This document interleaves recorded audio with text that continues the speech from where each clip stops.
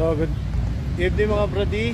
So, gawin na tayo ngayon. So, ituturo ko lang sa inyo kapag nandito kayo sa circle, merong ano rito, lihim na lagusan. So, yung hindi pa nga mga nakakaalaman, labas ito sa mismong City Hall na. So, ipapakita ko sa inyo ha. Ito na. So, ito mga brody, yan. Dire-diretso ko lang. Pag nakita nyo yung max kasi nasa likod ko.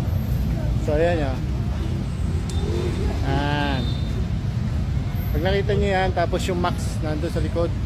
Mga brody, yung highway, pinaka main road. So, ayan yung pinaka daanan, pababa. So, ayan mga brody sa mga hindi pa nakakaalam lang. From Quezon City Circle to Quezon City Hall sa munisipyo. Ayan ha.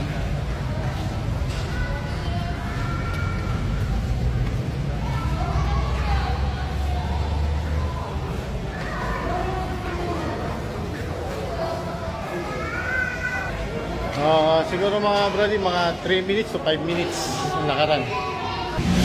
So mga brody, ito na yung paakyat. Papunta na itong City Hall. Paglabas mo, papakita ko sa inyo mamaya.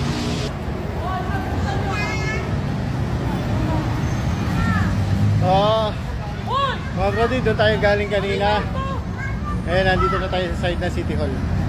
So mga brody, ito na. Hiningal ako. Ito na yung City Hall. Ayan ha. Mga brody, dire-diretso lang to.